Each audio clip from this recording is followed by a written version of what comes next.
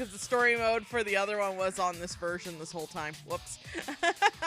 Oh well, just meant I got to break out the OG version. Anyways, let's just play through the intro with what I feel like is one of the best Persona songs. And yes, I'm playing this on a PS5, but whatever. You saw how quick that loaded.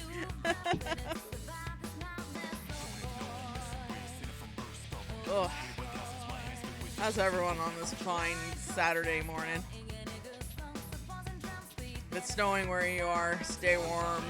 If it's sunny, enjoy it. Or if you're like me who feels kind of like physically like shit right now, yo, just relax. Break out of dark. Now the toasters and the waffle maker. But look who's entering the arena. Rise is a playable character. We got a little bit of frickin' Tartarus happening here too. Oh yeah. Oh, and look at the new cast of characters introduced. It's Kian and the pepperoni. The breakfast machines are here. Ready to make your breakfast complete, baby. All right. Okay, so, hey, fun fact. There's Persona 4 Arena story mode right here this whole time. Anyways. Oh, wait. Oh, shit. Oh, which one is it? Okay, yeah, this is the right one. Use the same sprites, so it's no big deal. Alright, the climax begins. As you can see, story mode's a little different this time, but we could kind of see more of an ending to it sort of thing. So that kind of helps out a bit on how to do stuff, though. You know, figuring out the order. I'm probably just going to go bop, bop, bop, ba-da. Alright, so the mysterious guest. Let's frickin' go. So you will not require our assistance. Is that correct? Ooh. Very well. In that case, there is nothing more to be said. As for your presence here, this room is ordinarily only accessible to those bound by a contract. Ooh, someone refused the contract. You are fated to refine your power. You will most definitely require our assistance eventually. Damn. Until we meet again, farewell. Bye. Well, that was rude. Most intriguing. Are you certain about this? Our domain is indivisible from the destiny of our guests. Nothing meaningless happens in this room, which can only mean that the fate of our visitor just now will be... Margaret? Pardon. I spoke out of turn. We are only allowed to watch over and assist those guests who are bound by the terms of the contract. Indeed. So, the young man Yu Narukami is tied to our recent guest's fate. Oh, damn. I wonder what fate, or rather, encounter will await him. Yu Narukami. Now that's a guest who never ceases to amaze. Who are you talking to, Margaret? You talking to us, Margaret?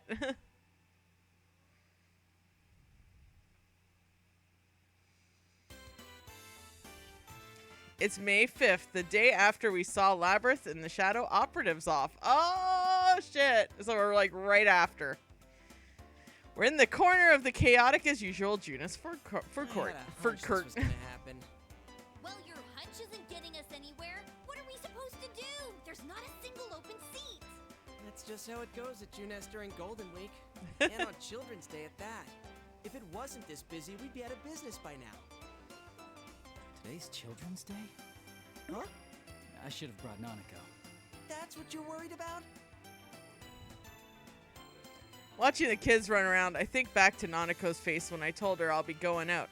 She looked like she wanted to say something. I feel bad I didn't ask her about it. But given what we came to talk about, I couldn't take her with me. Wonder if she's watching TV alone now, like she usually does. Damn, that's sad. Yo, Senpai, I got us some seats. Ooh, good job, Kanji? I just kicked them out and beat them with the chair. It's cool. That's pretty impressive, Kanji. Especially for you. Damn it, Ted. Leave the especially for you part out next time. All right, break it up. No fighting, guys. Let's go, Yukun. Right. With Yukiko spurring us on, we move to the seats Kanji saved. There's a table R4 with 6 chairs he found somewhere. After waiting for everyone to be seated, Yosuke clears his throat as if to drive away all the noise. And that poor girl gets some friends of her own. I know. So it's a great day out and, Dude, I don't think this is the time for that. well, how else should I start off? Look at the size of this crowd. I'd say I made the right call showing up like this. If I came in my usual costume, the little kids would be swarming my adorable bod. I'd be mobbed. Don't flatter yourself, Teddy. Oh yes, I've seen how the children tear off your fur from time to time. Wow! Are you being nice to me, Yuki-chan? Has our love finally blossomed? Huh? Of course it hasn't. Shot down as always. It's because you never learn.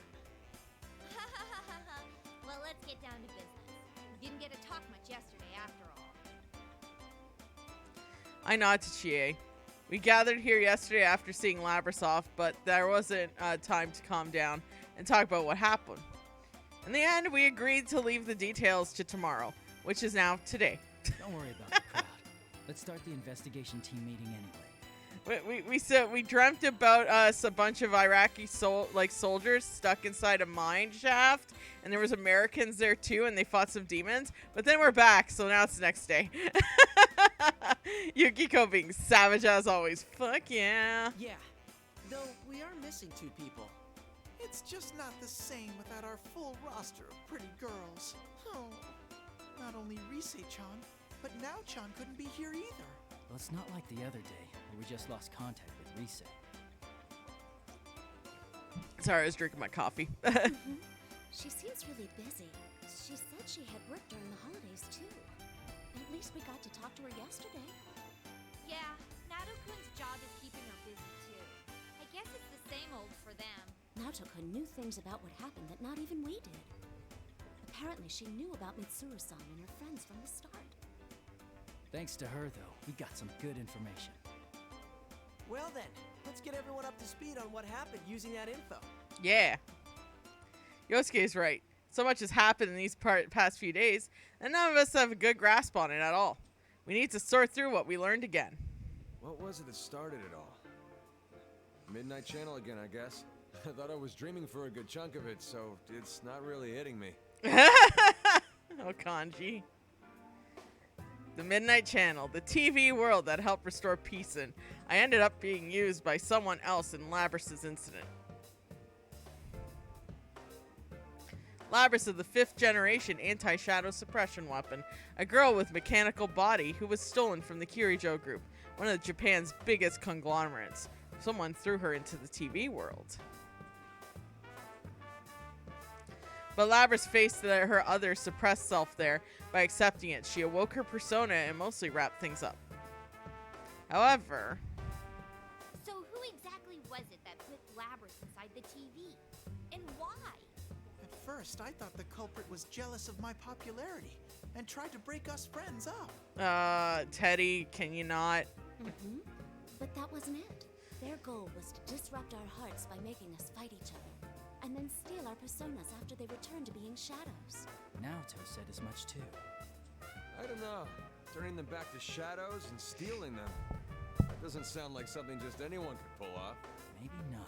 But we know for certain that the culprit was using that method to try and gather powerful shadows. Yeah, Teddy, it's not all about you. I agree, DT Darkslayer. Gathering shadows, huh? That's definitely not something any normal person would do. The atmosphere darkens after Yosuke remark. During the silence, I recall the events leading up to yesterday.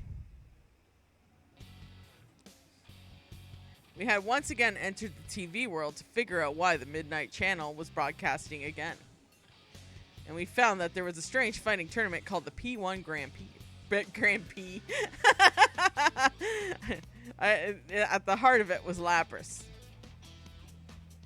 Having gone through severe trials as a weapon with a heart, She gave birth to her shadow, a suppressed version of herself, which twisted her dream in wanting to be a normal schoolgirl, and resulted in the P1 Grand Prix designed to pit people against their friends. After we entered the TV, we got wrapped up in battle just like Labrys' shadow planned, and were forced to fight one another. But we also met members of the mysterious organization known as the Shadow Operatives, and we were in search of Labrys and their leader, Mitsuru Kirijo, who is CEO of the Kirijo group. It was their help that conquered the tournament. But they were using the power of personas before we were. It was reassuring in a way to meet people who deal with shadows in a day in and day out. But the case isn't over yet. We couldn't find out why the culprit put Labrys in the TV to begin with. We don't even know who did it. Mitsuru-san and her people seem to have some kind of idea, but that doesn't mean we can't ignore what happened in our own town. And we made the decision to investigate the case on our own too. That reminds me. How are things inside the TV? The thought suddenly crosses my mind, so I asked Teddy. After we settled the first case, the TV world turned into a beautiful place, but it wasn't that way anymore during the P1 Grand Prix. I wonder what happened after we saved Labrys. Still the same. It should go back to normal eventually, but the P1 Grand Prix had such an effect that it's still noisy there. Damn. Oh, but, Huh? But what? Quit mumbling and just spit it out. it's hard to say for sure, but I sense these weird presences. They feel kind of like shadows, but not really. Uh-oh. Weird presences? You mean there's something strange in there? I don't really know. What could it be? The culprit, maybe? Maybe, but maybe not. We all look at each other after hearing Teddy's evasive answer. If something's in the TV world, it can only be a shadow. Someone besides us who knows about the world, or someone who can use a persona. Huh? How would that make sense? The culprit wasn't a persona user, right? He did say that he used Labrys because he couldn't enter the TV world himself. That's right. The only people who can enter the TV world are persona users. For a normal person to get in, they wouldn't have to enter alongside a persona user. If someone who doesn't have a persona falls in, for whatever reason, there's serious danger. Either a shadow already dwelling in there, or their own shadow might end up killing them. So, wouldn't that mean this weird thing Ted's talking about can't be our bad guy? Or maybe the culprit can shove people into a TV even though he's not a persona user. I can understand Kanji's doubts, but unfortunately we don't have enough information right now to say either way. There's one more thing that bothers me. What is it? It's something Naoto said. I tell everyone what Naoto left me with yesterday. She said that Mitsuru-san's plane was hijacked as a diversion from Labrys' kidnapping, and the hijackers had no memory of their actions. They might as well have been brainwashed or hypnotized, but either way, it couldn't have been done by a normal person.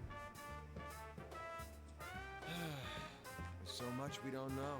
But no matter what the culprit was trying to do, if he was after us in the TV world, I doubt this case will wrap itself up. I agree. Oh, then does that mean?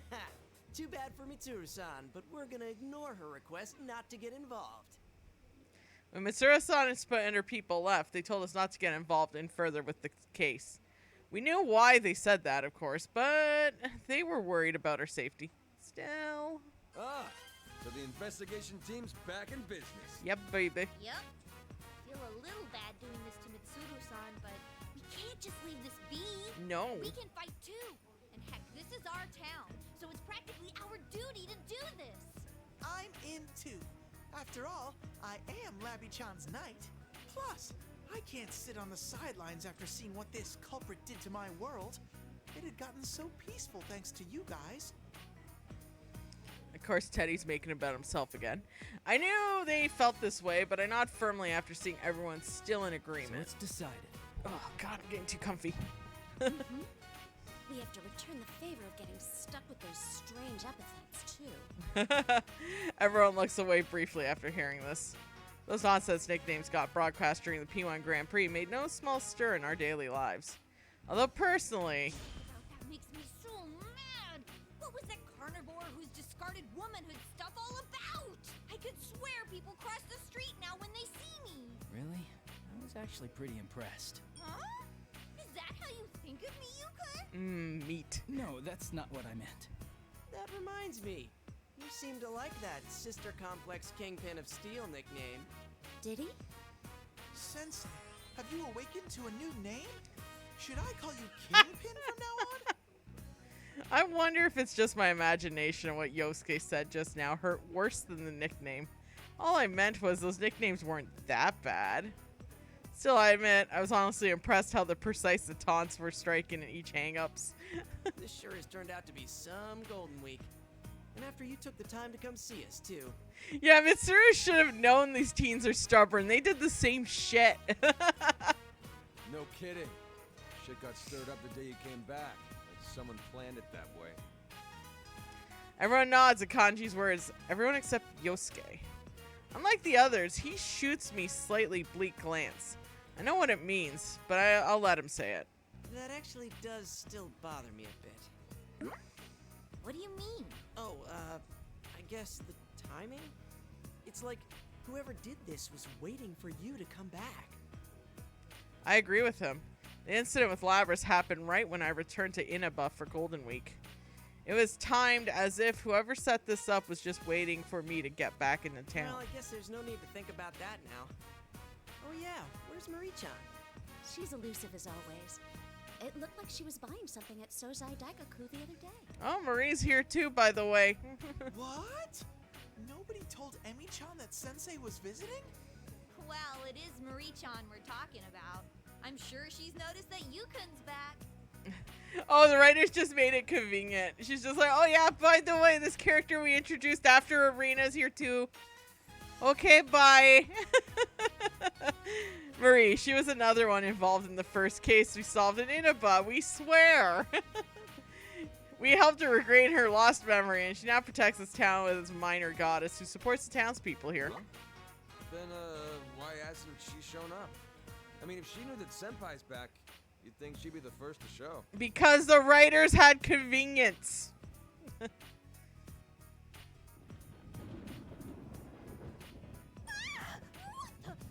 that lightning come from all of a sudden? Whoa, look at those insane rain clouds. It's gonna start pouring soon for sure. That's what I know is the thick crowd of customers have gotten pretty sparse.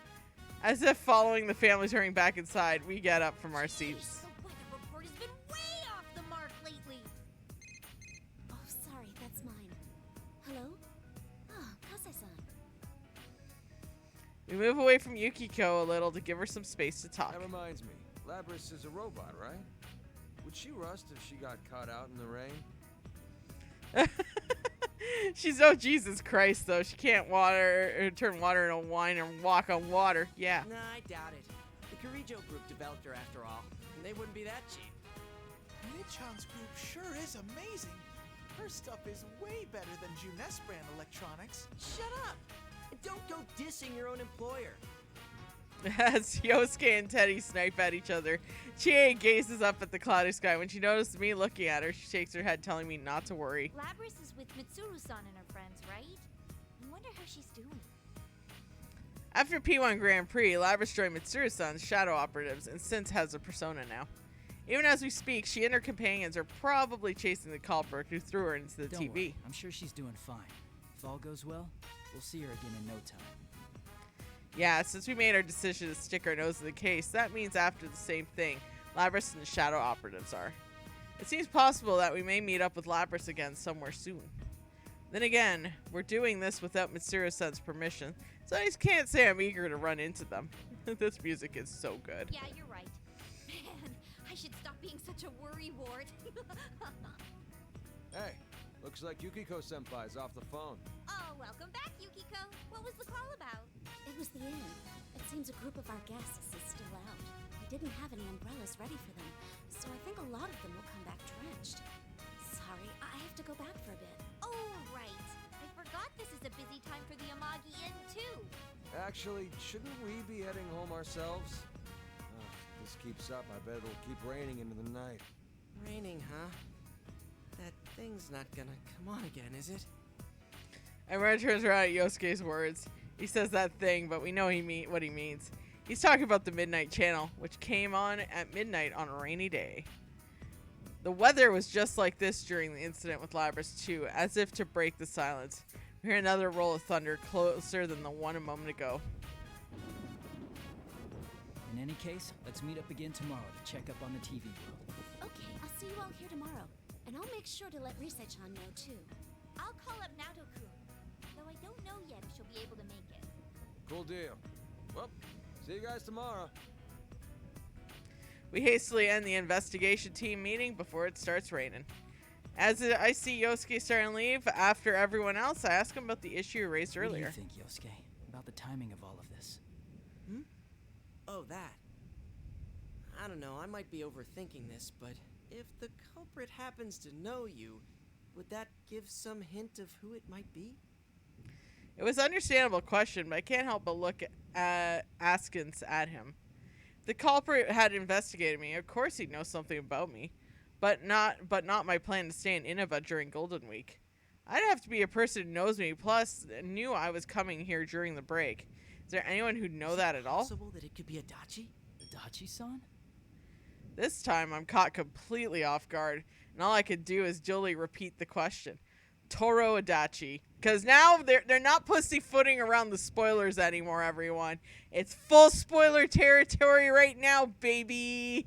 Toro Adachi, the man who was arrested in the Midnight Channel murders. He should be in police custody now, which is ironic since he used to work with my uncle as a police detective in Inaba Station. We do have quite a history, so obviously he knows about me, and I can't rule out Dojima-san might have told Adachi about my vacation No, plans. it wouldn't be him. He has a persona. Oh, yeah, good point. Sorry, I wasn't trying to weird you out. No worries. Yosuke's tone is apologetic as he scratches his head. Really, I should be the one apologizing. I didn't just deny that it could have been Adachi-san because he's a persona user. Real reason deep down, I trusted Adachi-san said about abiding by the rules of this world. Yeah, because he's trustworthy incel. But if it's not him, then who? The gray clouds filled the sky overhead, mirroring confused anxiety we shared.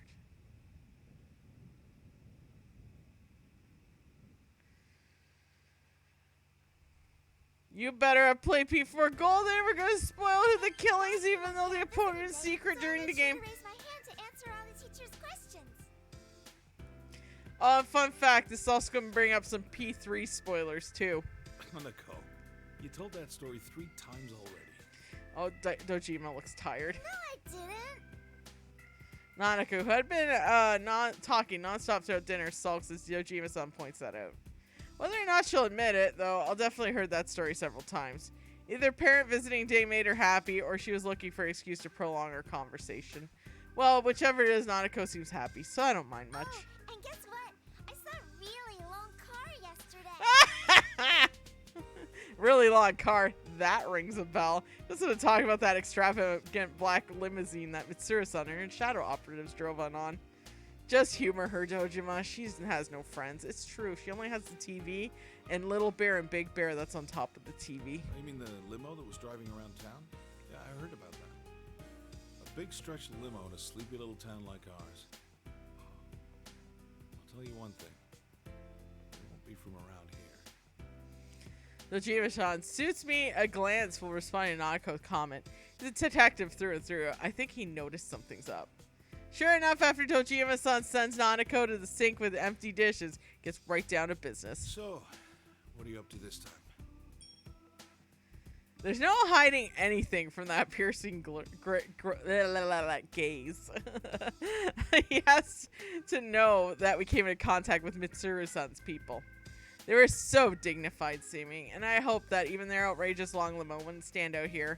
I find myself actually relieved to be mistaken. The day you were due back, a detective from the Metropolitan Police Department suddenly rang me up to ask about the details of that case. Oh, Mitsuru, honey, you need to town car or something. Subtlety is not your forte. Not only that, but I saw that Shirogane kid at the station several times these past couple of days. Was this all just a coincidence? That's... Can't answer, huh? Well, that's fine. The Dojima-san gives a deep sigh and closes his eyes. That's odd. Normally he'd grill me for more information and yell at me while doing it. Look, I trust you, but This is different. Don't stick your head into the lion's den. You do understand that I'm a detective and pretty much your guardian while you're here, right? He's strict, yet honest gaze asks me to promise that much in return for not probing further. I said yes, and in my mind, I'm apologizing at the same time. We're heading into dangerous waters, but it's the same situation where I lived here. We have to be the ones to do this. You understand that. But do whatever you want. Oh, anarchy. Great, we got permission. I can't help but smile seeing Dojima-san look away and sigh. I'm sure that he has a million questions about everything I'm doing, but he's not asking them. That's because he trusts me. Hey, you're picking on Big Bro again, Dad. Oh, no, not at all. We were just talking. Really, Big Bro? You yeah, swear. There's nothing to worry about. I'll always be on your side, okay? When I answer her with a smile, Nanako looks up at me with a worried expression, but her reply was earnest. Out of the corner of my eye, I see Dojima-san looking uncomfortable, and I can't help but laugh again.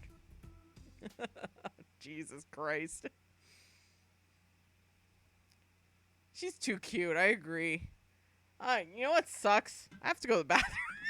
Because I didn't go before starting because I was having trouble setting up. So I'll be right back, everyone.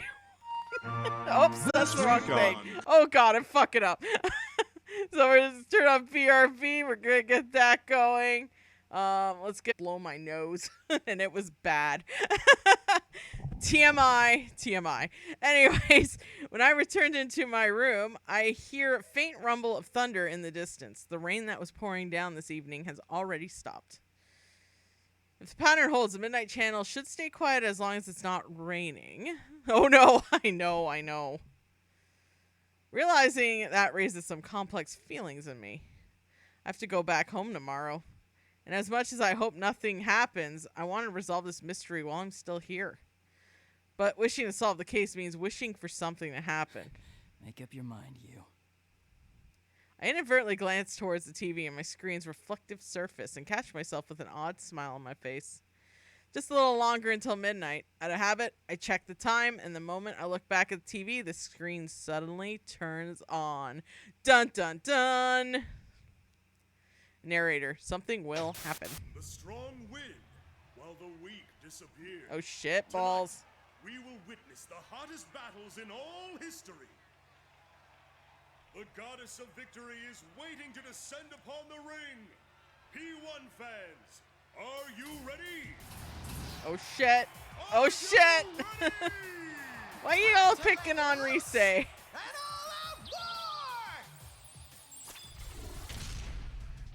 contestants in the previous P1 Grand Prix have returned for another tournament. Oh shit. Right on the heels of the last one. These warriors will create another legend here at the world-shattering P1 ring. These are battles of honor, battles of will. Sparks will fly. So we'll fold in chairs. Some fight for pride. Some fight for glory. Will this be decided by pure muscle, or will a battle of wits determine the outcome? Uh-oh.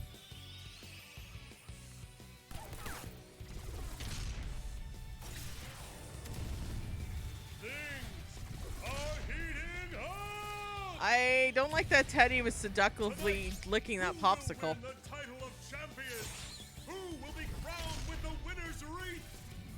Feels like WWE has how it's announced. Yeah, I know. The announcer sounds like 80s, 90s era Vince McMahon. It's unbelievable. Take a shot.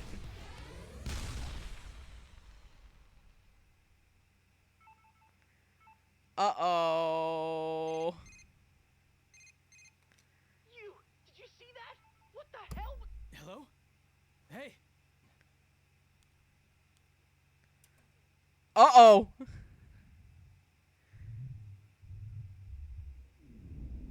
Uh-oh. Huh? What's going on here? What in the world? The town! A Uh-oh! That's the Midnight Channel. Not Midnight Channel, but the Midnight Hour. Teddy died. Oh, good. What the? Yoo-hoo! All you P1 crazies out there, sorry about the long wait. The TV shows a familiar classroom. If I remember right, that's the announcement room at the school Labras created inside the TV world during the P1 Grand Prix. Standing in that announcement room is General Teddy. Actually, his just head chortling away. The P1 Climax! It's the end of the world! One-on-one deathmatch that's worthy of the name Climax! And best of all, if you don't win the one-on-one tournament to the finish within the hour, the world will end! No punches pulled this time! Damn! I'll make myself clear so that no one misunderstands. This will not be taking place within the TV world. It will, in fact, take place in the reality which you occupy. Enjoy it while you can. Alrighty then. Time to show off how that special stage is going.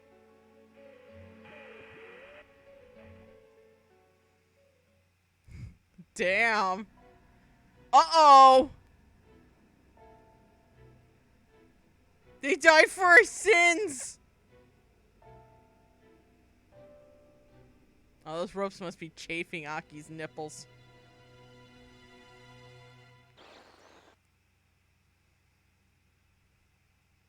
Is that Mitsuru-san?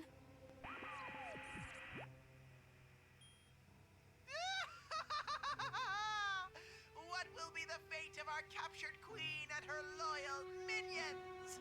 Then again, if we don't have a champion, everyone's a goner anyway. So she'll be in good company. Best of luck to all of you.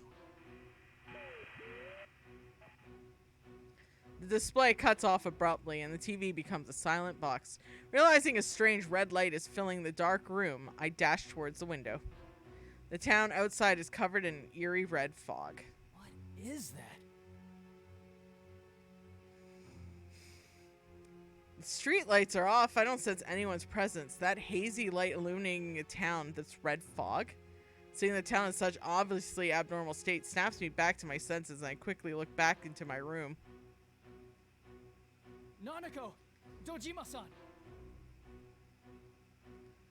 No one answers. I rush down the stairs, check the rooms, but no matter how hard I look, two who live here are nowhere to be found. What in the world's going on here? The P1 Climax? Are Mitsuru-san and her people really captives? And worst of all, this isn't the TV world. This really the real world? If so, what's happened to the townspeople? A wave of confusion and fear crashes over me as I sort through the information at hand. My cell phone won't even turn on. It's like suddenly broken. It's happening again. US food court. That's right. Whenever we had a case, that's where we'd gather. If Yosuke, Chie, and Yukiko have noticed this too, they'd be definitely headed there. Teddy should be with Yosuke, so there's no need to worry about him. Kanji, though, he might head straight into the TV. Chuckled myself at the thought, a rare moment of humor in this looming crisis. I know where I need to be, so I quickly prepare myself. Whenever I needed a fight, I'm always clad in my Yasugami High uniform, because I'm going to go wreck that shit. To think I'd be wearing it again so soon. It's a sense of trepidation that I opened the front door. Alright.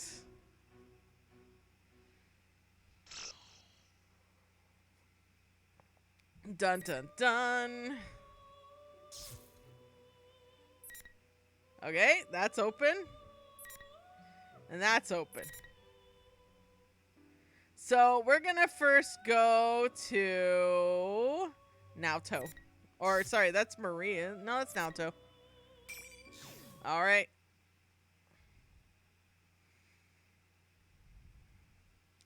The clock's ticking echoes through the room, and I look up at the file I hold. It seems I yearn for some mental stimulation to distract from the sheer volume of information I'm attempting to process. But when I look up, all that's before me is tall stacks of files I brought in from the reference room. Even when I cooperated with the investigation as a detective, I'd only been in this room for a few times. They must have ushered me into a drawing room on the highest floor of Inaba Station today in order to send the message, "Don't draw attention to yourself." So starting off with the best girl I see. Yep. I lower my hat and rest my eyes and spend some time thinking back on the conversation I had a short while ago. I see. In other words, nothing suspicious is apparent in the current Kirijo group. Correct. There are no factors that would necessitate detouring Mitsuru Kirijo or the shadow operatives which she leads. The man holding my report falls silent, pondering something. His reaction shows that he's most likely foresaw that sort of report I'd hand in. Well-dressed man before me belongs to the National Police Agency Security Bureau, Planning Division. In brief, Public Safety Police. Should have said that first. It was he who requested the undercover investigation into Mitsuru-san's shadow operatives. Mitsuru Kirijo seemed to have some idea who stole her cargo, yes? She did indeed. To begin with, the culprit knew the contents of the cargo which even Miss Kirijo herself did not fully understand. It follows that the culprit in this case was someone with intimate knowledge of the Kirijo group's dark secrets. How Mitsuru Kirijo deals with this culprit will surely shed more light upon her true motives. Half of that is true. Half of it is sophistry. I need to discover the trump card that public safety is hiding. For most likely, that trump card will lead us to the culprit of this case, the one who stole Labris and threw her into the TV world. After a moment of silence, the man placed a stack of thick-ass folders before me.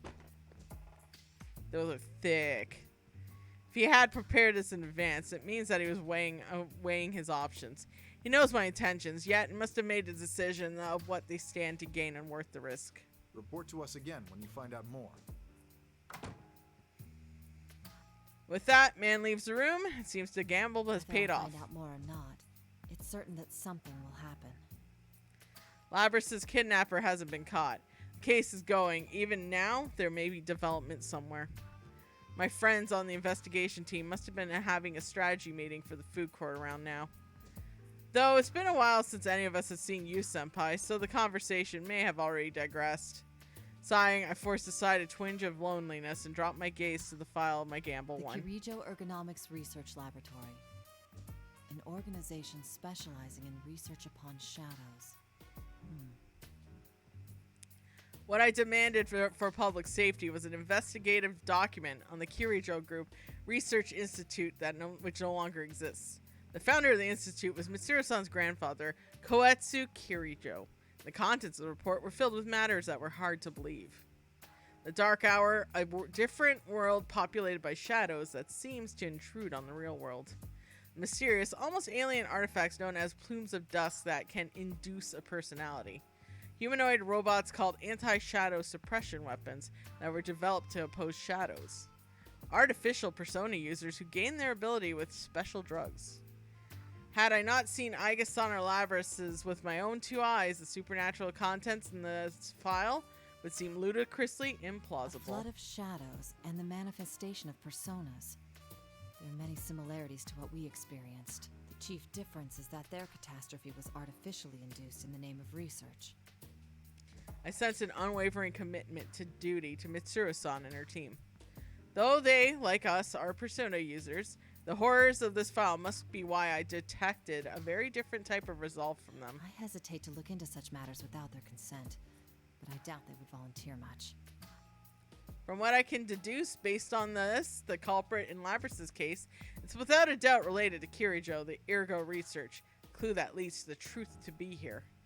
And if by chance something were to happen to Mitsuru-san and her people, we would need to know more about our common enemy. Shuji Akutsuki took the position of chairman at Gekkokan High after Ergo Research was disbanded. Mitsuru-san went there. Remember Pun Guy? Deceased in 2009. Cause of death. Falling from the school's observatory. Was it suicide? No listed family.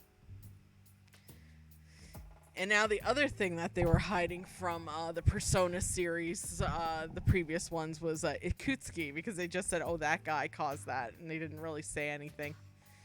There's no other information regarding him in the document I gained from public safety. The simplicity of the section regards says Shuji Ikutsuki, an important person, only left an impression on me.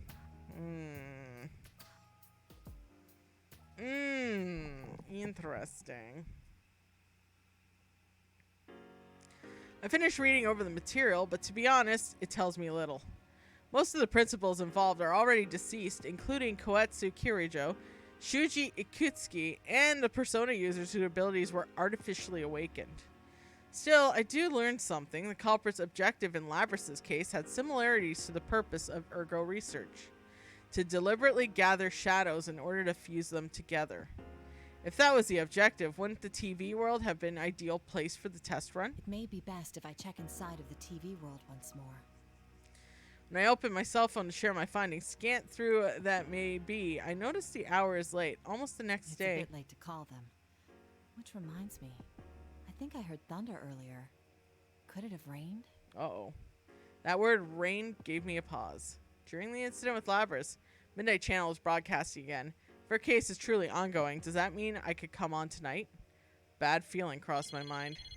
A call at this hour? From an unknown number. Hello. I got through. Miss Detective? Wait, no. Naoto-kun, right? Voice. Is that you, Labrys?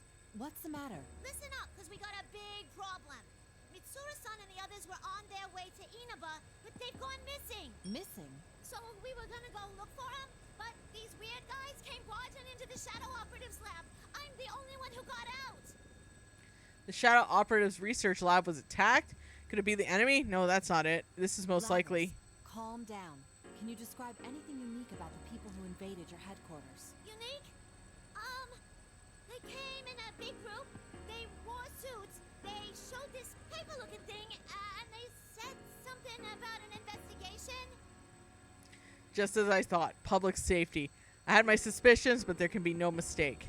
Though the Kirijo group and public safety are formally in cooperation, public safety privately has its low opinion of the Shadow Operatives.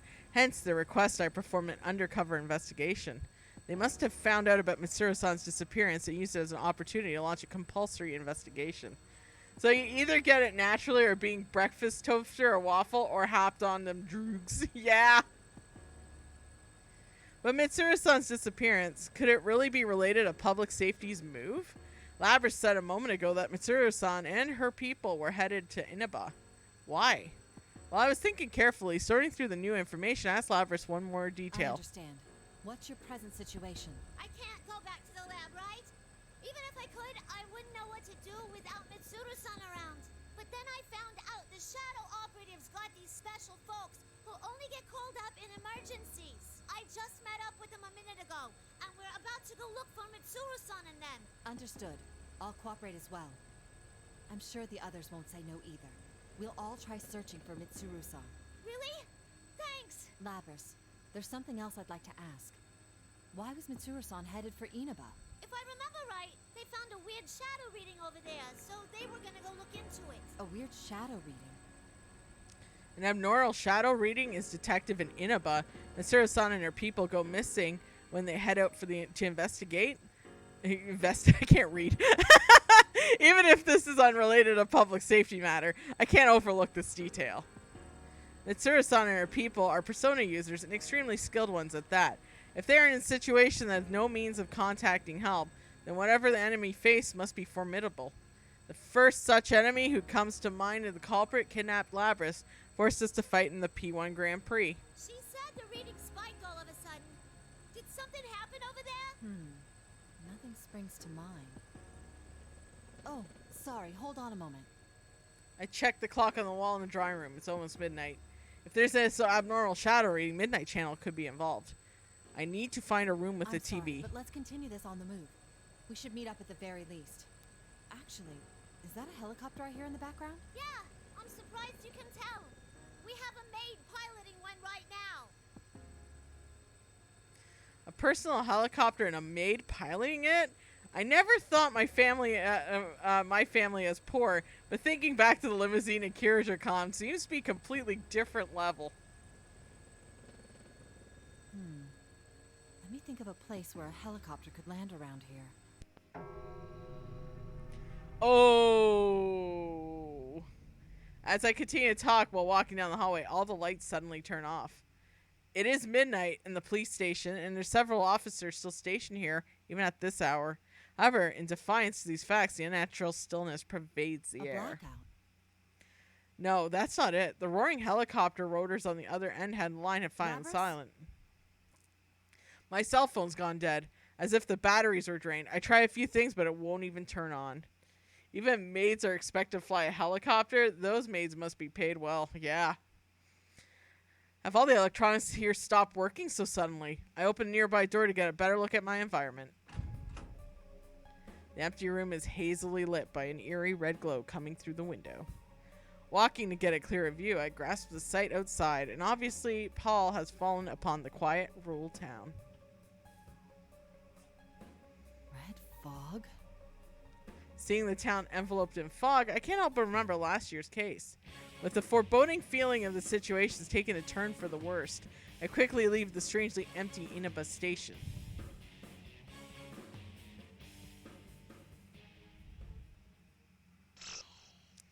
To be continued. Alright, and now we're gonna go back to Rise. Oh god. Remember my back pain I had last time? Guess what came back? And I know it's because I was sitting at work. I raise my one arm towards a mirror-lined wall and close my eyes. In my mind, I see a stage and a hazy shadow of a band. Glow sticks all different colors shine in the packed seats. I'm looking at them from my mark, indicated with a spot of fluorescent paint. Oh no! I know! You know what? Let me just stand up and stretchy for a minute. Ugh. Stretchies are good. Oh, yeah. Yeah. It felt better once when I stood up. Go figure, right? The moment the countdown hits 0, the spotlight comes on. I reach towards the flooding light and became one with the stage. Say hello. Hello! You gotta say goodbye to 1,000 lies, Yeah! Friends, just those words you really mean. Oh my god. We get to see a pop concert! Actually, that stretchy really helped, y'all. Plus, I have Voltaren if it gets really uncomfortable, so it's all good. It's still a better state than I was last time, though, because my chair is way better at home. Oh, she was fantasizing. Got weird legs there, Rise. It's okay, though. You're drawn that way.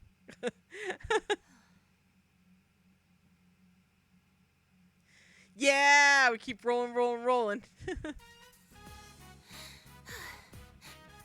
As I calm my breathing and look towards the clock and check how long the performance took me, I see where 2 hands are pointing, jolting me back to reality in a hurry. Crap!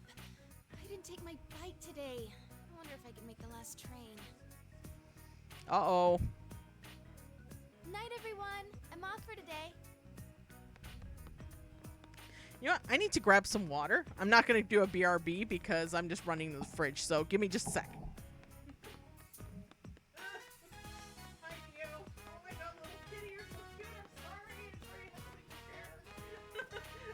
Just getting water.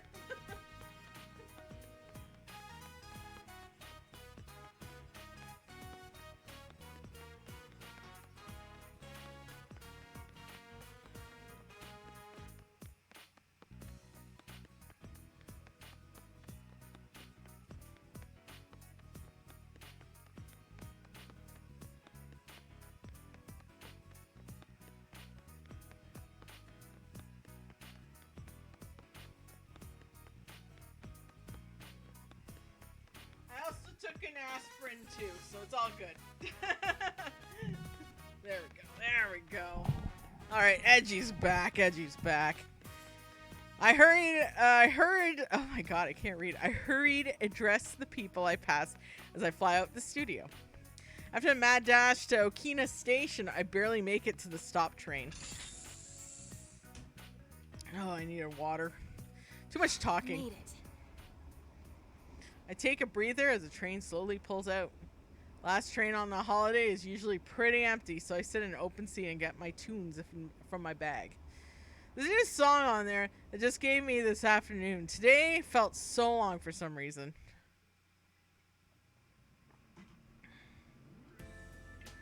Which gotten a lot later than we expected. Are you still okay on time? You didn't have to give me a lift, you know. I'd have been fine. That's not the issue. Come on, I'm your manager. The reason Inoue-san seems to be happy is because of the news we got earlier. When our president called us back from the office in the shoot today, we were greeted with a new song for me and detailed plans for my comeback. Still, I had no idea that the boss was putting together such a detailed plan for your comeback.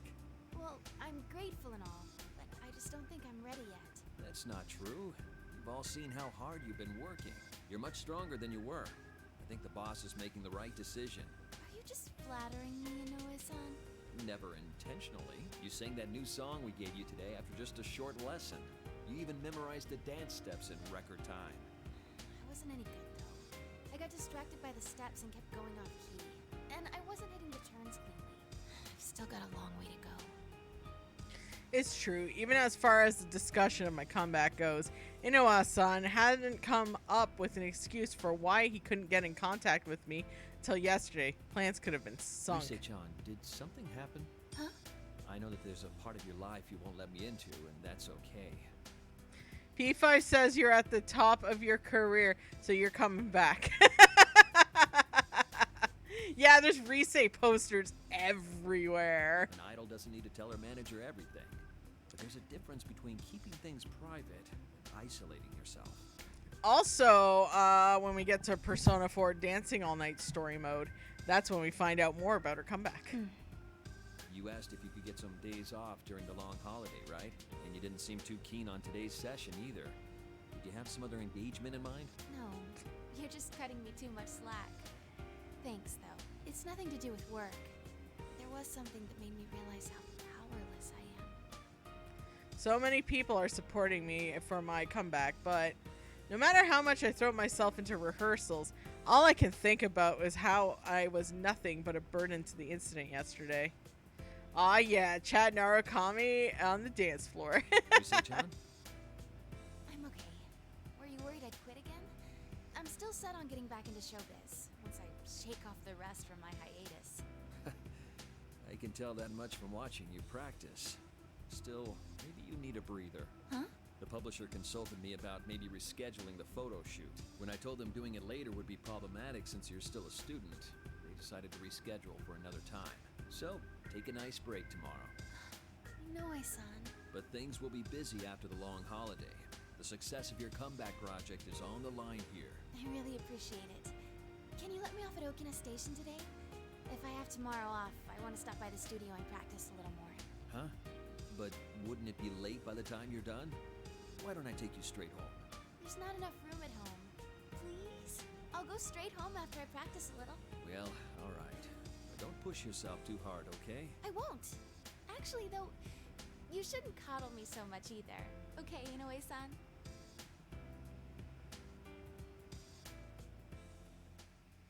Aw, Rise. Through the train window, I can see the countryside, with only a few lights here and there. The train was empty to begin with, and only gets emptier as we approach the final stop. A long holiday, huh? This holiday was supposed to cap off with just work and rehearsals. Even when I heard you, Senpai, was coming back, I was the one who decided not to change my plans. When I told the others, they said stuff like, oh well, work's work, and hang in there. Kanji was the only one who acted like a kid, saying, what's more important to you, your work or Senpai? Reminds me, Naoto-kun had to work during the holidays too. I bet Naoto-kun couldn't get... Blah, blah, blah, blah. Man, I can't read today. I'm so sorry. I bet Naoto-kun, not cum, can get all the indecisive about these things. When I sigh and take out my cell, I notice I have an email. Oh, it's from Yukiko-senpai. It's a summary of what the investigation team talked about today, the time we're meeting tomorrow. 6 a.m.? That's early. I bet some of those guys are gonna be late for sure. God, ain't in relatable work or hanging out with friends, I know. I laugh, but it quickly turns into a sigh. I have tomorrow off, thanks to Inoue-san, but I'm happy to get to see everyone. I'm a little bummed out, too. I couldn't do anything during the incident. I don't remember anything else about that day after I finished shopping for dinner at Junes. When I came to, I was already in the announcement room of the TV world under the surveillance of General Teddy. In the end, it turned out General Teddy was Labrys' shadow taking Teddy's form. The shadow was holding this event called the P1 Grand Prix, forcing my senpai to fight each other in it. Since I was captured, they used my voice and likeness to goad everyone, and they're hurting each other. I thought I sounded cool saying I had work, but I got kidnapped, imprisoned, and watched them use my face and voice to confuse everyone. At this rate, I can barely face Senpai and the others. You senpai will be going back tomorrow. The thing about Fuka-san, and who had a tremendous power, is that she could help Mitsuru's group by describing what was going on in the TV world, even out from the outside.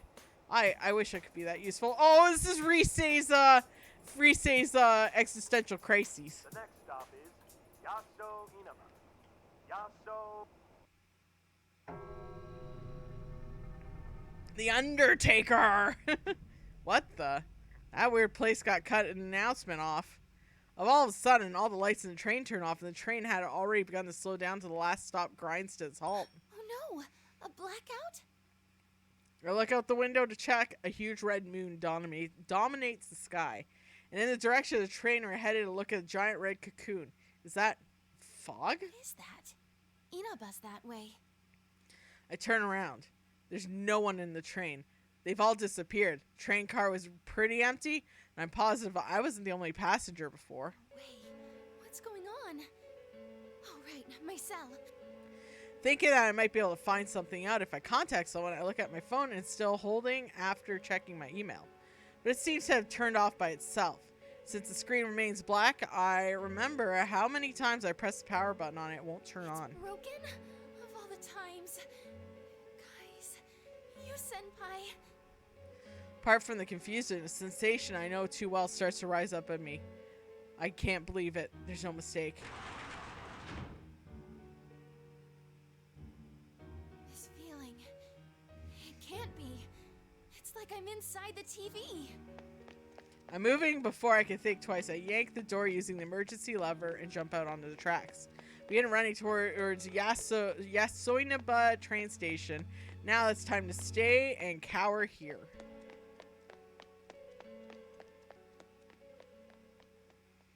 God damn. Alright, so we got that story going. Boop. Alright, now we're on to Yosuke. See, I like this way better. Because I can now do it kind of in an order, and you don't have to do like multiple characters. Alright. Yosuke time. Damn it, it's not turning on. The streetlights are all out too. What in the world's going on here? Midnight Channel came on again. I called you, and all of a sudden my cell's gone completely dead. What in the world's happening now? I decided to rush to the floodplain for the time being. But not a single soul is out in the red fog apart from Teddy, who's running right next to me. Yeah, the UI's way better. Isn't this pretty dangerous? There's no one around. Am I gonna be all alone with Yosuke for the rest of my life? No! Why couldn't I be stuck with a beautiful lady? That's because you're the beautiful lady, Teddy. I could say the same thing about you. Anyways, we need to get to Juness right now. Let's go. We're going to Juness? Such devotion to your company in a crisis. Juness is like the Waffle House. Don't worry about it. That's not why we're going, moron. Someone from the team's bound to be there now. Whenever anything happened, we always met up there. So if we can't get in contact with anyone, that's the first place to go, right? Oh, I see. Then Sensei, Chie-chan, Yuki-chan, and even Kanji are probably on their way right now. Actually, I could imagine Kanji going straight into the TV world instead. I mean, that guy went into TV while he was half asleep. It wouldn't surprise me a bit. The first thing he thought was, I better go to TV right away. Still, what was up with that midnight channel earlier? I've never heard of it starting before midnight. And what's up with the countdown? This isn't New Year's Eve. It's a good thing we were in front of the TV. If we missed it, the world could have ended without us even knowing. Dude, don't even say stuff like that. If I'm remembering right, he said something about one-on-one battle within the hour. And there's a short shot Mitsuru-san and the people up on the crosses. Is that video for real? I doubt Mitsuru-san's bunch would get caught that easily. Crucifying a lady like that is unforgivable. Yosuke, let's hurry and meet up with everyone so we can go rescue Michan. I mean, crucifying anyone's not really a good thing, Teddy, but sure, the pretty lady. Right.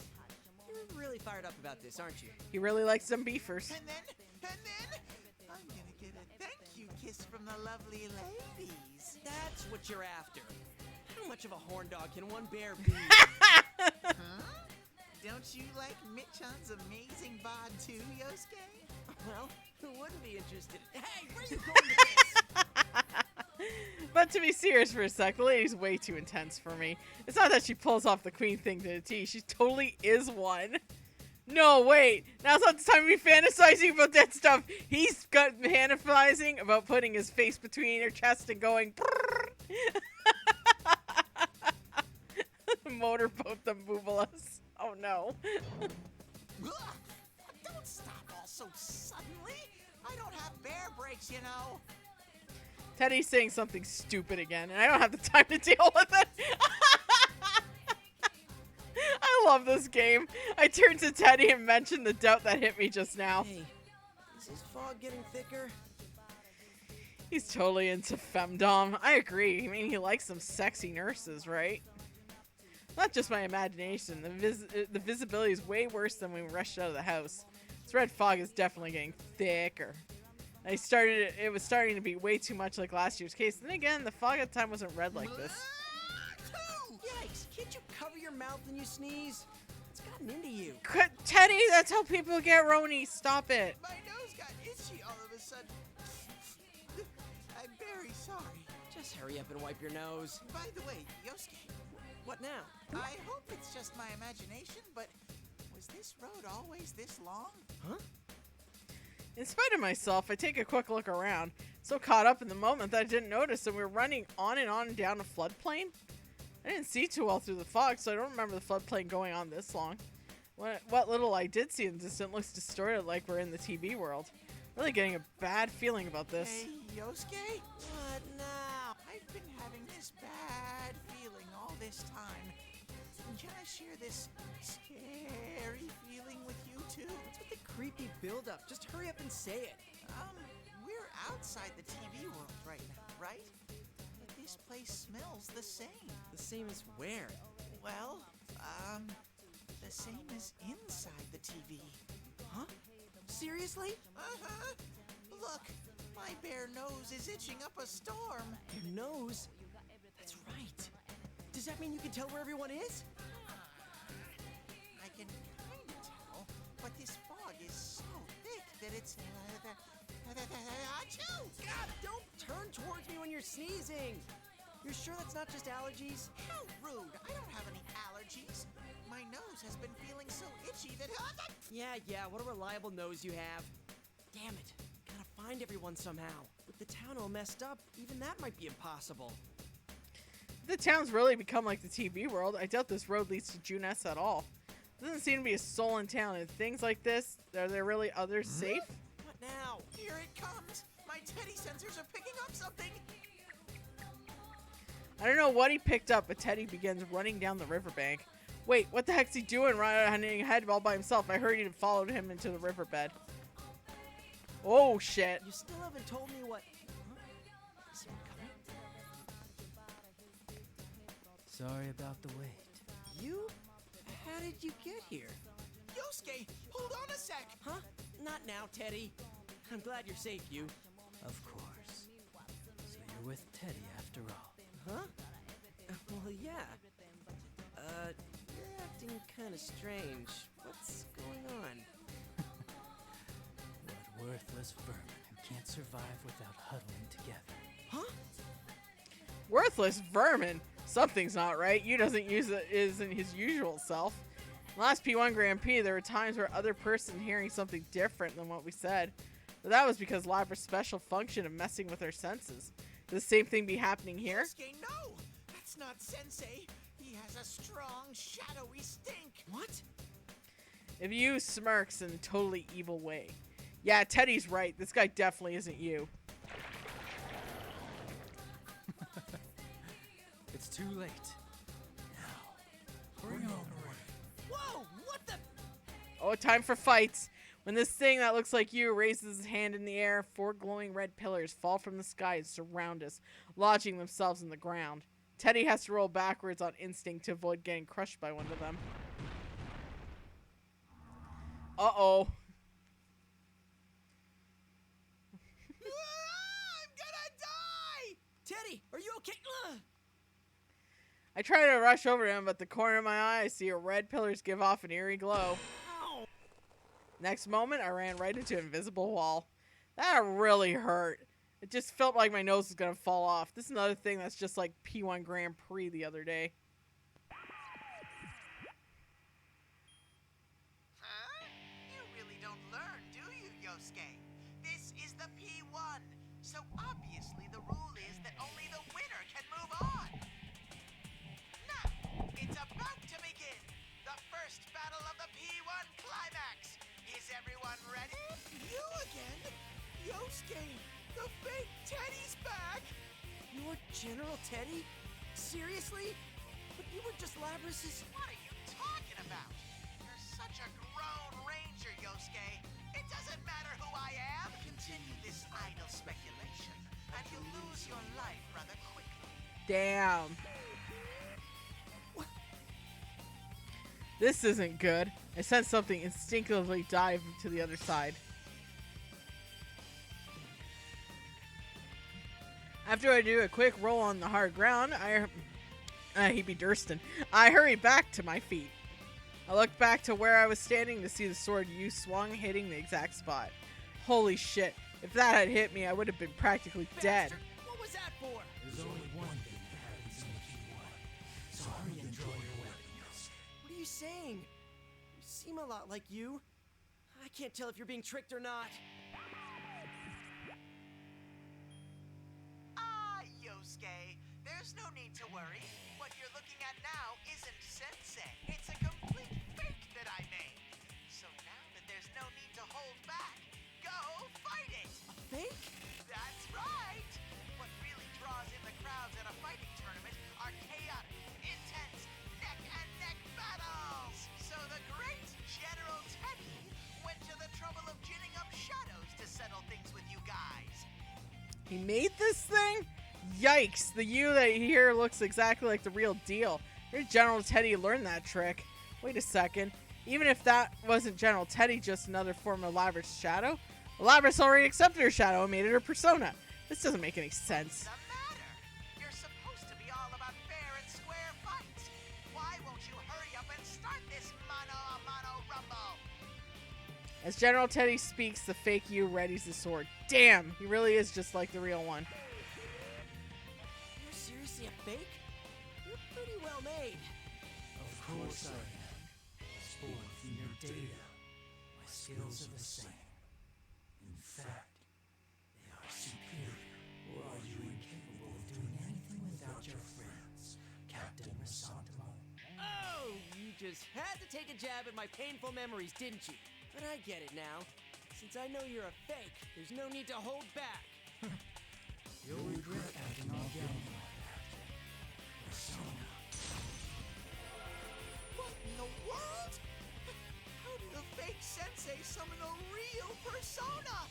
Whoa, for real? Dude, that's not fair. Aren't you supposed to be limited by so many personas in the TV world? I have to sharp resort, all prepared, and no matter how I look at it, I'm at a disadvantage here. Wait, hold on. Teddy just said the place smells the same as inside the TV. Could that mean? Yosuke, you have to run! Hurry! Stay back, Teddy. This seriously is a P1? We won't be able to go on unless I win. With what's happened to the town, this is no time for hesitating. I'm gonna take a chance and go for it. Close my eyes and concentrate on my feelings. No doubt about it, I sense a large power somewhere inside of me and hone it in on my senses. I have to start believing in myself. There's a part of me that somehow was determined not to run anymore. I will defeat this guy and go tell everyone what's going on. Persona! Oh yeah.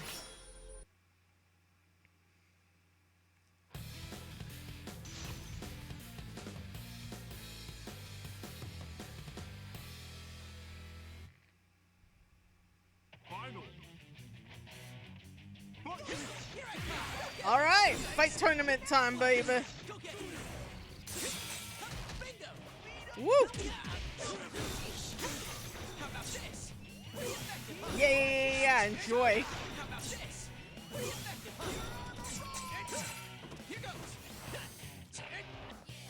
There we go.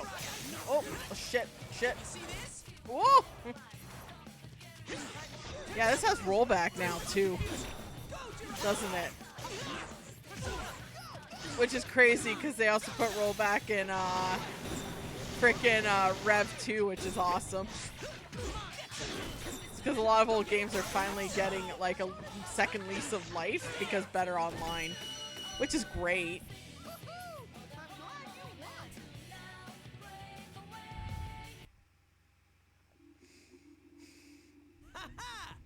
I win! Sorry, I hit the button too fast.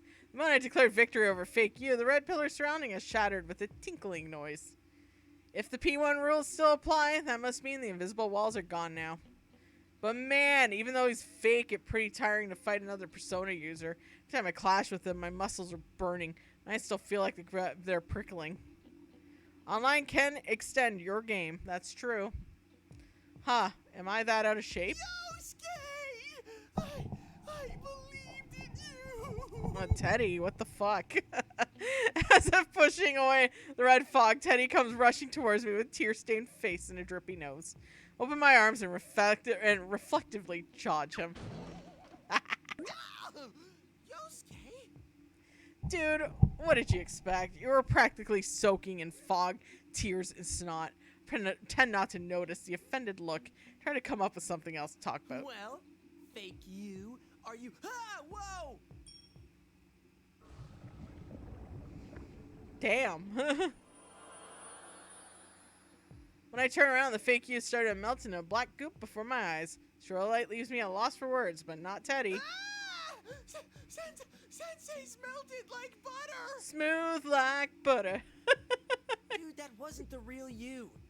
Though this is kind of a gross way to prove it. Even as we speak, the Fake You bubbles up and continues to melt away. I guess they weren't lying when they said the fake was made of a shadow. Still, just because it's fake doesn't change the fact that it looks like you. Seeing it dissolve like that makes me feel a little sick. Huh?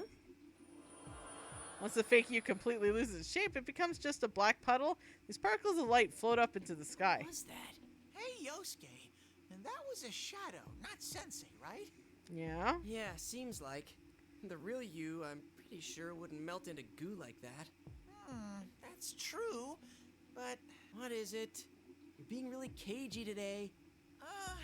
Labby-chan's kidnapper said he wanted to steal our personas and make them into shadows, right? Do you think Sensei's persona got stolen and became that thing you fought? What? Like hell that would happen. Wait, it wouldn't, right? Don't ask me, I asked you first! No, that's impossible. There's no way he'd go down so fast. But the fake was really strong, and the way it fought did seem a lot like you. Hey, we gotta hurry and find the others. This whole thing is making me more and more nervous. And man, suddenly I can use my persona in the real world? What's happening? Sadly, I gotta get going. Groceries aren't gonna buy themselves. Have a great day. You too, DT Darkslayer. I'm gonna actually put off voting today because there isn't a lot of people in chat. I want to make it a little more fair. Plus, I do have to leave a little earlier today because I'll be leaving in about 30 minutes or so, too. So, yeah, no worries, though. Have a great day. Huh? What's up? I smell the real Sensei. And from the other direction, I'm sniffing... Oh, it's Yuki-chan! Really? Can you smell the other guys, too? No, just those two. Actually, this might not be good. I sense shadows real close to both of them. What? Damn it. Well, we're gonna have to split up. We need to make sure everyone's safe first. After that, we can meet up at Juness. I'm sure you won't get lost with that nose of yours. Alrighty then. In that case, it's time to fully open up my bare nostrils. Roar! Wait for me, Yuki-chan! Your Teddy is coming for you! Hey, wait! You didn't tell me where you is! Roar! Yuki-chan! Teddy, no! Damn it, you perverted bear! You are so getting a pay cut for this!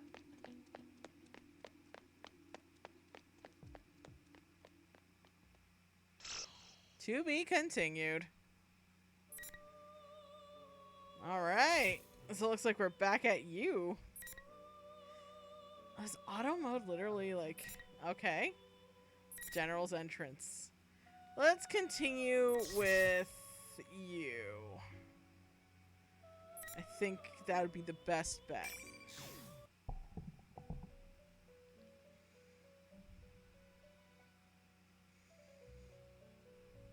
Ah, welcome to the Velvet Room. I know that voice. When I look around, I see endless blue space that I've come to know well. It's the Velvet Room, a place where the ceiling, floor, and even the walls are a deep azure. It exists between mind and matter. Not far away from me sit two figures. Did I startle you? No, but... I'm sure that I opened the front door to leave Junes, and I don't remember ever connecting the Velvet Room before. Or is this a dream? I have business with you today, so I've summoned you. Marie? Another figure steps forth when Margaret, the resident of this room, calls her later. Sorry, I asked her to do this. There's something I have to do right now. Mary, or rather, minor goddess who now protects this town, speaks cryptidly of the crisis. What happened? I can't really tell you because of the rules of this room, but you've noticed, right? Something terrible's about to happen to this town. I'll do my best to stop it. That won't even come close to being enough. So, you might end up in danger again. Because of this. I see. Marie said that to be one in the same of this town, any problems in town could lead directly to problems with Marie, creating a burden on her. Marie's fighting this too. Leave it to me. I'll protect this town from whatever's coming. Marie looks surprised for a moment at my words. And she looks down and says nothing. Are you okay? You stupid goody-goody womanizing lame-o. Just hurry and get out of here. That's a mean thing to say to a person worried about you. Well, that is like her. Still, she may be toughing it out, so I could tell this is abnormally eating away at Marie. It seems you still have a lot to learn. You may have noticed, but your precious town faces an even greater threat than before. Someone is attempting to merge Inaba with the other world, which you once called the Midnight Channel. What? Fortunately, Marie's powers are currently protecting the townspeople. But that will not last long. What do you mean? A town that's become a labyrinth choked by fog and silence. Inaba exists in a unique time right now. Only Persona users who have accepted their suppressed egos are able to freely move about through the evil red fog. But at this rate, the fog will thicken, and those who cannot use such powers will be swallowed into this world. So that's what General Teddy meant by within the hour. This will be the third ordeal thrust upon you. Or perhaps it is the continuation of the second. Will you overcome it with aplomb this time as well? Go. You can do this. And as for the culprit in this case... Uh-oh. That's odd. Marie's voice is starting to sound hazy. The sensation I felt before, the feeling I get when I leave the Velvet Room. Wait, no, Marie's not done yet! The culprit in this case. Before I could hear the most crucial part of Marie's message, my consciousness is slowly swallowed by the darkness. Damn it!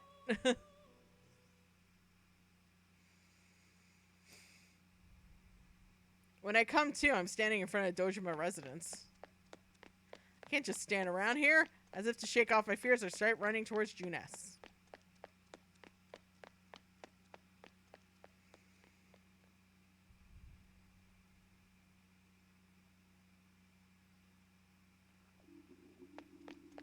That's odd. I passed by here earlier, too. Same sign again. Turns that shouldn't exist, just like Margaret said. Neighborhoods of Inaba have become a maze like in this red fog. In reality, it's really just like the TV world. I get the feeling shadows could come crawling out from the shadows of ordinary buildings. Shake my head at the thought. This anxiety because of the fog, Margaret too? called this a continuation of what happened the other day. When Lavris was thrown in the TV world, her kidnapper said, "You got the better of me this time." And if this makes a continuation the other day, it means that they're already making the next move. Culprit's objective was gather powerful shadows. That's what he's setting up this time as well.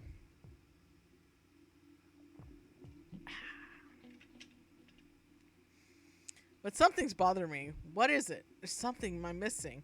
Just when I'm about to sort through the pieces once more, the red fog parts and I see a familiar building in front of me. Ooh. This is Junes. Why is it here? Out of the corner of my eye, I see figures pass by and enter Junes through the front door. It's Yosuke.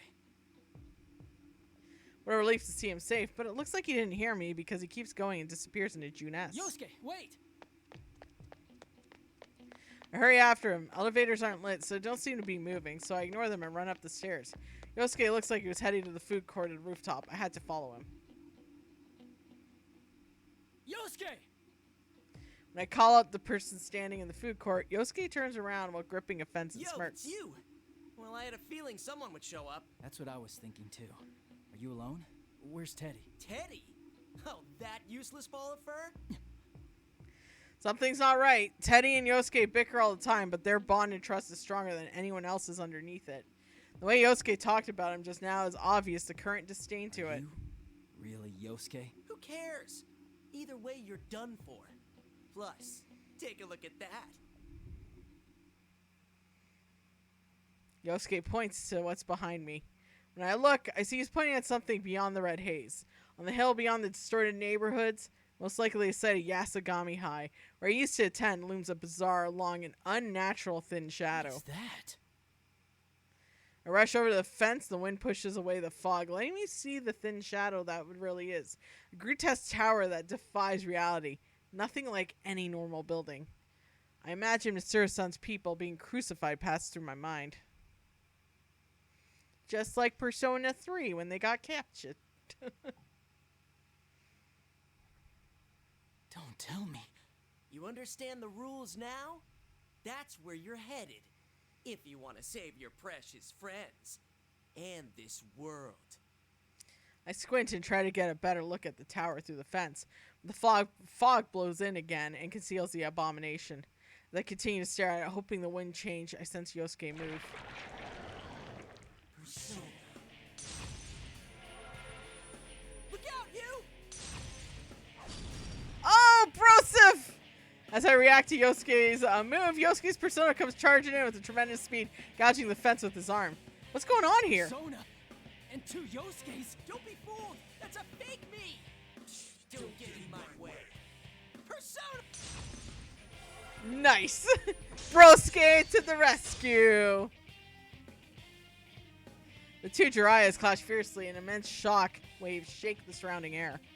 As the personas cross swords, I look at like sparks scatter across the darkened food court. Two Yosuke summon their personas before my eyes. Not me or my shadow.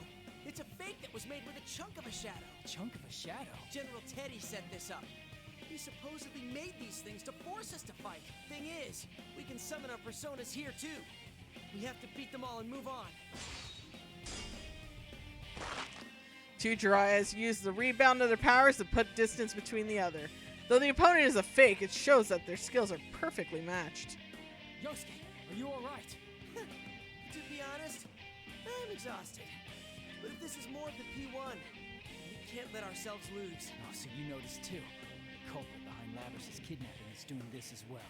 Right. I don't know what they're after, but let's defeat this thing and keep going. Morons! You still don't get it, do you? You're both going down here. Don't act so tough. You might be a copy of me, but there's no way you can beat you and me at the same time. 2 against 1, huh? We're being all fair and square, but I see you'd rather play dirty. Useless vermin who can't do anything unless you're huddled together. You're completely forgetting the rules. The P1 climax is supposed to be all one-on-one battles. I'm not going to take on 2 of you at once. Now, bring on the ring. Pillars! On the fake Yosuke signal, 4 red pillars fall to the sky. The pillars tower over the food court, surround both ourselves and the fake, give off an eerie light. What is this? Come on, first come, first serve. Oh, and I guess I'll tell you something else. Ignoring me and trying to run ahead will get you nowhere. Like I said before, if you want to stop the world from ending, you've got no choice but to head to Yasogami High. Now, though, you're already in the way. Those red pillars create invisible walls, and there's no way to get rid of them but to win one-on-one.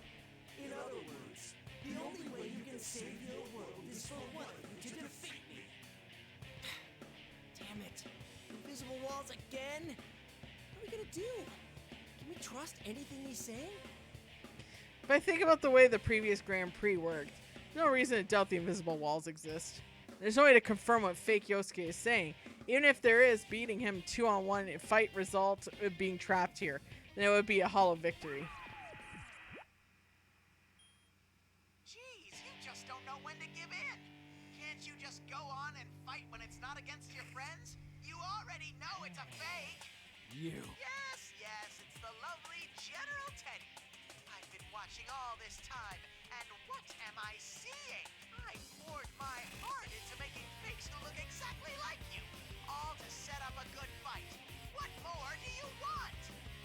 Can it? With all that fair and square stuff you were saying, were we somehow not supposed to think something's going on with all this? Yosuke, how cruel. I just want to feel your fighting spirit. Though, this is fine with me, you know. At such a leisurely pace, the world really will be destroyed. Now, hurry up and fight to the death. Oh, that bastard. Even the fake one's not half as cute as he thinks. Calm down, Yosuke. Getting flustered is exactly what they want. Still, we have no other choice but to fight the fake here. Question is, who will go up against it, Yosuke or me? You time. Okay. Oh, that's cool. We get to pick too. God damn. I like that. This is a way better story mode, like the way they have it flowing. Because now it's like, well, what bits and pieces are real and fake, you know? So now this one's just like, no, it's all canon because we have it in the right order. Sorry about that. Hey, Kismet girl. Oh, you're making lasagna today. Nice. Enjoy the lasagna. I might actually be leaving early today. I got some stuff to do. And plus my back is actually still killing me. So I'm just like, just to cut my losses. I'm going to make the vote for the next game tomorrow, because then we'll probably have more viewers too. Though if you can hear from the tone of my voice, I think I'm coming down with something. Presenting. Shadow Yosuke is presenting. Oh, that's fine, Kismet girl. I'm going to pronounce it lasagna no matter what. I knew what you meant. How you doing? I hope you're well. The pillars surrounding us shatter, and the fake Yosuke loses cohesion while the black bubbles burst from it. What looks like glowing grains of sand quietly emerge from it, and they get caught up in the fog. The glowing grains disappear into the sky. It really was a chunk of a shadow. You could have trusted me at least on that part, you know.